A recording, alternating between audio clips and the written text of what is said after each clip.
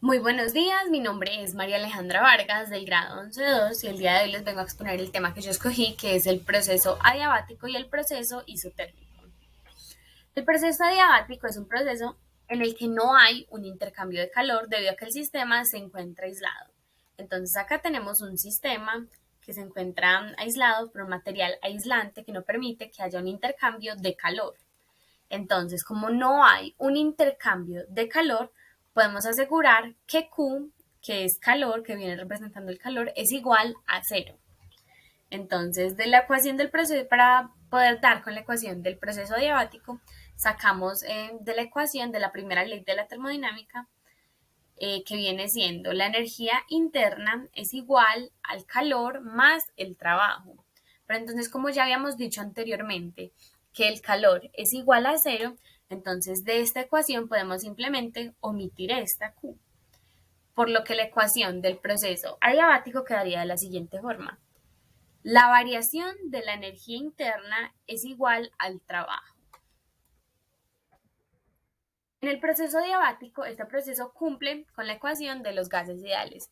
¿Cuál es la ecuación de los gases ideales? Pájaros volando igual a número de ratones trotando. En la que P viene representando la presión, V el volumen, N moles, número de moles, R la constante de los gases ideales y T la temperatura. En esta ecuación, las únicas dos constantes son los números de moles y la constante de los gases ideales, por lo que tanto la presión como el volumen como la temperatura varían. Entonces, como ya sabemos cuáles son las tres que varían, podemos simplemente sacar una ecuación de esto también. Bueno, la A, cabe resaltar que la A se refiere a un punto inicial y la B se refiere a un punto final. Entonces, quedaría de la siguiente forma. La presión inicial por el volumen inicial sobre la temperatura inicial es igual a la presión final por el volumen final sobre la temperatura final. Dándoles un ejemplo como para que quede un poquito más claro, aquí tenemos dos sistemas. Cada uno está aislado, por lo que no hay intercambio de calor, entonces tenemos que Q es igual a cero. Aquí tenemos un punto A y acá tenemos un punto B. En el punto A tenemos una presión inicial, un volumen inicial y una temperatura inicial. En el punto B tenemos una presión final, un volumen final y una temperatura final. Entonces, por lo general, cuando hay dos gases, pues un ejemplo pueden ser la manera en la que funcionan los motores. Como no permiten el intercambio de calor, cuando hay una chispa, entonces hay una variación de la energía interna. Al haber una variación de la energía interna, si recordamos de la ecuación anterior, cuando hay una variación de la energía interna es igual a trabajo. Entonces, esto se puede traducir en trabajo que viene siendo trabajo, o sea, W, pasar de este punto A hasta este punto B. Entonces podemos decir que toda esta parte es trabajo. Para explicarles un poquito más lo de trabajo, de que trabajo es igual a la variación de la energía interna, les voy a mostrar esta gráfica. Entonces acá tenemos dos líneas que son las gráficas isotérmicas. Y podemos observar que en esta línea azul pasa desde un punto A de la línea A isotérmica hasta un punto B de la línea B isotérmica. O sea que podemos decir que el proceso diabático se puede encontrar más o menos como en medio de estos dos procesos.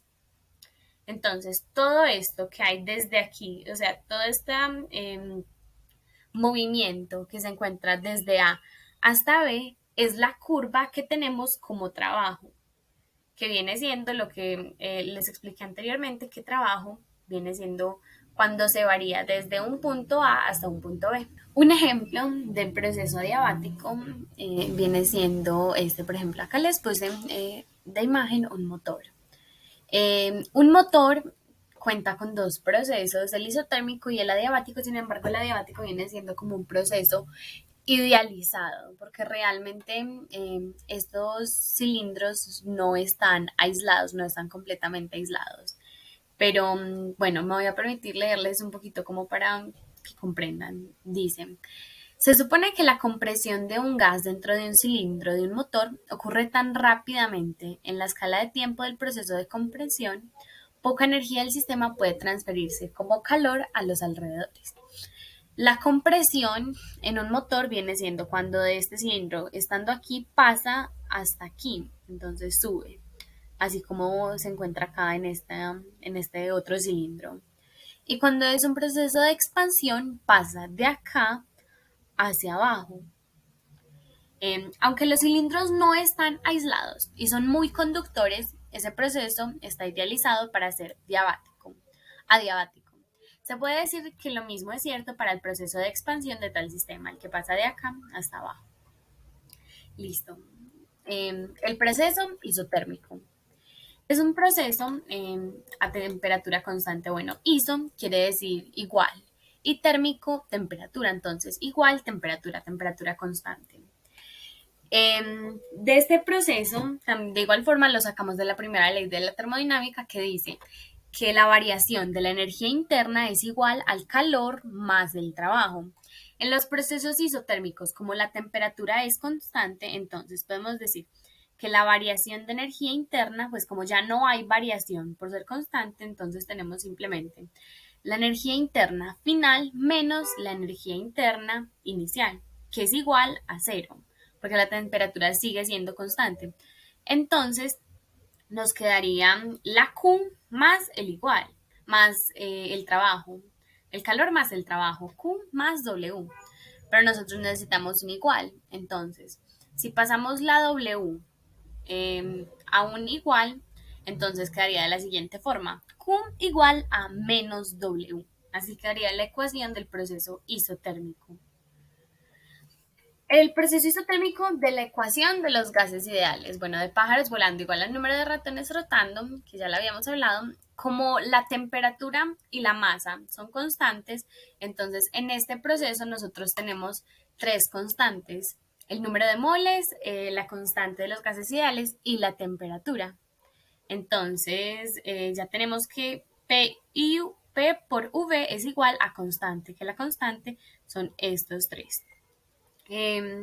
Como esta relación se mantiene constante en el punto inicial y en el punto final, porque la presión inicial por el volumen inicial es igual a la presión final por el volumen final, entonces nos daría lo que nos da como resultado la ley de Boyle, que es que la presión inicial por el volumen inicial es igual a la presión final por el volumen final.